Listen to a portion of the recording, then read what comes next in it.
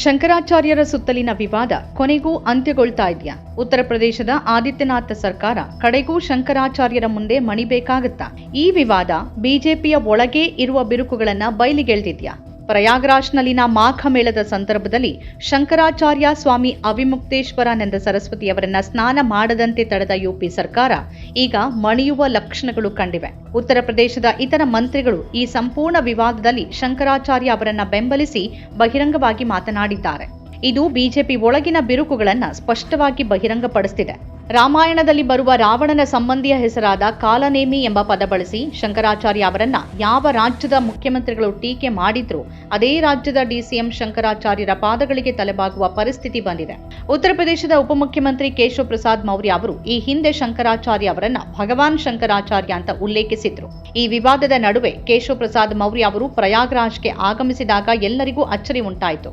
ಶಂಕರಾಚಾರ್ಯ ಅವರನ್ನ ಅವರು ಭೇಟಿಯಾಗದೇ ಇದ್ರು. ಶಂಕರಾಚಾರ್ಯರು ಪ್ರಸ್ತುತ ತಮ್ಮ ಶಿಷ್ಯರೊಂದಿಗೆ ಪ್ರತಿಭಟನೆಯಲ್ಲಿ ಕುಳಿತಿರೋದ್ರಿಂದ ಈ ಪರಿಸ್ಥಿತಿಯಲ್ಲಿ ಪ್ರಯಾಗ್ರಾಜ್ಗೆ ಕೇಶವ್ ಪ್ರಸಾದ್ ಮೌರ್ಯ ಬಂದಿದ್ದು ಮಹತ್ವ ಪಡೆಯಿತು. ಸಮಯ ಬಂದಾಗ ಖಂಡಿತ ಮಾತನಾಡ್ತೀನಿ, ಈಗ ಪ್ರಾರ್ಥನೆಯನ್ನಷ್ಟೇ ಮಾಡಬಲ್ಲೆ ಅಂತ ಅವರು ಹೇಳಿದ್ದಾರೆ. ನಾನು ಅವರ ಪಾದಗಳಿಗೆ ತಲೆಬಾಗಬಲ್ಲೆ, ನಾನು ವಿನಂತಿಸಬಲ್ಲೆ, ನಾನು ವಿನಂತಿಸಿದ್ದೇನೆ ಅಂತ ಹೇಳಿದ್ದಾರೆ. ವಿರೋಧವನ್ನ ಕೊನೆಗೊಳಿಸಿ ಸಂಗಮದಲ್ಲಿ ಸ್ನಾನ ಮಾಡುವ ಮೂಲಕ ಸಕಾರಾತ್ಮಕ ಸಂದೇಶ ರವಾನೆ ಮಾಡುವಂತೆ ಅವರು ಶಂಕರಾಚಾರ್ಯ ಅವರಲ್ಲಿ ಮನವಿ ಮಾಡಿದ್ದಾರೆ. ನಾನು ಭಗವಾನ್ ಶಂಕರಾಚಾರ್ಯರ ಪಾದಗಳಿಗೆ ನಮಸ್ಕರಿಸ್ತೇನೆ ಮತ್ತು ಈ ವಿಷಯದ ಬಗ್ಗೆ ತನಿಖೆ ಆಗಬೇಕು ಅಂತ ಹೇಳಿದ್ದಾರೆ. ಕೇಶವ್ ಪ್ರಸಾದ್ ಮೌರ್ಯರು ಶಂಕರಾಚಾರ್ಯರ ಪಾದಗಳಿಗೆ ನಮಸ್ಕರಿಸುವ ಮಾತನಾಡಿರುವಾಗ ಉತ್ತರ ಪ್ರದೇಶದ ಮತ್ತೋರ್ವ ಸಚಿವರು ವಿವಾದ ಶೀಘ್ರದಲ್ಲೇ ಕೊನೆಗೊಳ್ಳುತ್ತೆ ಅಂತ ಸುಳಿವು ನೀಡಿದ್ದಾರೆ. ಉತ್ತರ ಪ್ರದೇಶದ ಪ್ರವಾಸೋದ್ಯಮ ಸಚಿವ ಜೈವೀರ್ ಸಿಂಗ್ ಶಂಕರಾಚಾರ್ಯ ಅವರಿಗೆ ಸರ್ಕಾರದೊಂದಿಗೆ ಯಾವುದೇ ಭಿನ್ನಾಭಿಪ್ರಾಯವಿಲ್ಲ, ಇದು ಸುಳ್ಳು ನಿರೂಪಣೆ ಮತ್ತು ವಿವಾದ ಶೀಘ್ರದಲ್ಲೇ ಕೊನೆಗೊಳ್ಳುತ್ತೆ ಅಂತ ಹೇಳಿದ್ದಾರೆ. ಒಮ್ಮೆ ಶಂಕರಾಚಾರ್ಯರು ಉಪಮುಖ್ಯಮಂತ್ರಿ ಕೇಶವ್ ಪ್ರಸಾದ್ ಮೌರ್ಯರನ್ನ ಬಹಿರಂಗವಾಗಿ ಹೊಗಳಿದ್ರು. ಅವರು ಮುಖ್ಯಮಂತ್ರಿ ಆಗಬೇಕು, ಆದಿತ್ಯನಾಥ್ ಮುಖ್ಯಮಂತ್ರಿ ಆಗಬಾರದು ಅಂತ ಹೇಳಿದ್ರು. ಈ ವಿವಾದ ಉಪಮುಖ್ಯಮಂತ್ರಿ ಕೇಶವ್ ಪ್ರಸಾದ್ ಮೌರ್ಯ ಮತ್ತು ಆದಿತ್ಯನಾಥ್ ಅವರ ಆಪ್ತರ ನಡುವೆ ಈಗಾಗಲೇ ಇರುವ ಬಿಕ್ಕಟ್ಟನ್ನ ಬೆಳಕಿಗೆ ತಂದಿದೆ ಮತ್ತು ಪ್ರಯಾಗ್ರಾಜ್ಗೆ ಉಪಮುಖ್ಯಮಂತ್ರಿ ಆಗಮಿಸೋದು ಇಡೀ ಬಿಜೆಪಿ ಒತ್ತಡದಲ್ಲಿದೆ ಅಂತ ಸ್ಪಷ್ಟವಾಗಿ ಸೂಚಿಸುತ್ತೆ. ಇತರ ಇಬ್ಬರು ಶಂಕರಾಚಾರ್ಯರು ಕೂಡ ಈ ವಿಷಯದಲ್ಲಿ ಅವಿಮುಕ್ತೇಶ್ವರಾನಂದ ಸರಸ್ವತಿ ಅವರನ್ನ ಬೆಂಬಲಿಸಿದ್ದಾರೆ. ಶಂಕರಾಚಾರ್ಯರ ವಿರುದ್ಧ ಅವಹೇಳನಕಾರಿ ಭಾಷೆ ಬಳಸೋದನ್ನ ಯಾರೂ ಯಾವುದೇ ಸಂದರ್ಭದಲ್ಲೂ ಇಷ್ಟಪಡೋದಿಲ್ಲ. ಯಾವುದೇ ಬಿಜೆಪಿ ವಕ್ತಾರರು ಅಂತಹ ಚರ್ಚೆಗಳಲ್ಲಿ ಭಾಗವಹಿಸ್ತಾ ಇಲ್ಲ. ಹಾಗಾದ್ರೆ ಏನ್ ನಡೀತಾ ಇದೆ? ಈ ರೀತಿಯ ವಾತಾವರಣದಲ್ಲಿ ಆರ್ಎಸ್ಎಸ್ ಹೇಗೆ ನಿರಾಳವಾಗಿರೋದಕ್ಕೆ ಸಾಧ್ಯ? ಹಿಂದುತ್ವದ ಬಗ್ಗೆ ಮಾತನಾಡೋರು, ಸನಾತನ ಧರ್ಮದ ಏಕತೆಯ ಬಗ್ಗೆ ಮಾತನಾಡೋರು ಶಂಕರಾಚಾರ್ಯ ಅವರನ್ನ ಹೇಗೆ ಟೀಕಿಸ್ತಾರೆ? ದೀರ್ಘಾವಧಿಯಲ್ಲಿ ಇದು ಆರ್ಎಸ್ಎಸ್ಗೆ ಹಾನಿ ಮಾಡುತ್ತೆ. ಅದರಿಂದ ಸ್ಪಷ್ಟವಾಗಿ ಒತ್ತಡ ಎದುರಾಗಿದೆ. ಪ್ರವಾಸೋದ್ಯಮ ಸಚಿವರು ಮತ್ತು ಉಪಮುಖ್ಯಮಂತ್ರಿ ಹೇಳಿಕೆಗಳ ನಂತರ ಒತ್ತಡವಿದೆ ಎಂಬುದು ಅರ್ಥವಾಗುತ್ತೆ. ಸರ್ಕಾರ ಮಧ್ಯಸ್ಥಿಕೆ ಮಾತುಕತೆಗಾಗಿ ತನ್ನ ಪ್ರಸ್ತಾಪ ಇಡುವ ಸಾಧ್ಯತೆ ಇದೆ. ಶಂಕರಾಚಾರ್ಯರು ಆದಿತ್ಯನಾಥ್ ಅವರಿಂದ ಕ್ಷಮೆ ಯಾಚನೆಯಂತಹ ಯಾವುದೇ ಪ್ರಮುಖ ಬೇಡಿಕೆಗಳನ್ನ ಮಾಡಿಲ್ಲ.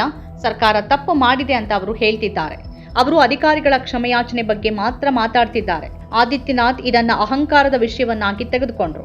ಆದಿತ್ಯನಾಥ್ ಕಾಲನೇಮಿ ಪದ ಬಳಸಿದಾಗ ಪರಿಸ್ಥಿತಿ ಮತ್ತಷ್ಟು ಉದ್ವಿಗ್ನಗೊಳ್ತು.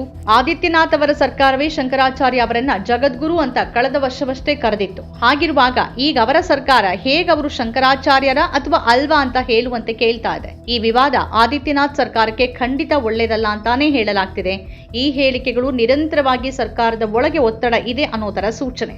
ಈಗ ಮಧ್ಯಸ್ಥಿಕೆ ನಡೆದು ಸ್ಥಳೀಯ ಆಡಳಿತ ಕ್ಷಮೆ ಯಾಚಿಸಿದ್ರೆ ಅದು ಆದಿತ್ಯನಾಥ್ಗೆ ದೊಡ್ಡ ರಾಜಕೀಯ ಸೋಲು. ಅವರು ಈ ವಿಷಯ ಉಲ್ಬಣಗೊಳ್ಳೋಕೆ ಕಾರಣರಾದ್ರು. ಅವರ ಸರ್ಕಾರ ಶಂಕರಾಚಾರ್ಯ ಅವರಿಗೆ ನೋಟಿಸ್ ಮೇಲೆ ನೋಟಿಸ್ ನೀಡ್ತಾ ಇತ್ತು. ಆಡಳಿತ ಅದನ್ನ ತನ್ನದೇ ಆದ ವಿವೇಚನೆಯಿಂದ ನಿಭಾಯಿಸೋಕೆ ಅವಕಾಶ ಇತ್ತು. ಕೆಲ ದಿನಗಳ ಹಿಂದೆ ಅಮಿತ್ ಶಾ ಉತ್ತರ ಪ್ರದೇಶಕ್ಕೆ ಭೇಟಿ ನೀಡಿದಾಗ ಶಂಕರಾಚಾರ್ಯರ ವಿಷಯವನ್ನೂ ಚರ್ಚಿಸಲಾಗಿದೆ ಮತ್ತು ಈ ವಿವಾದವನ್ನ ಬೇಗ ಬಗೆಹರಿಸುವಂತೆ ಸೂಚಿಸಲಾಗಿದೆ ಅಂತ ಹೇಳಲಾಗಿತ್ತು. ಅಮಿತ್ ಶಾ ನಂತರ ಕೇಶವ್ ಪ್ರಸಾದ್ ಮೌರ್ಯ ಪ್ರಯಾಗ್ರಾಜ್ಗೆ ಆಗಮಿಸಿದ್ರು.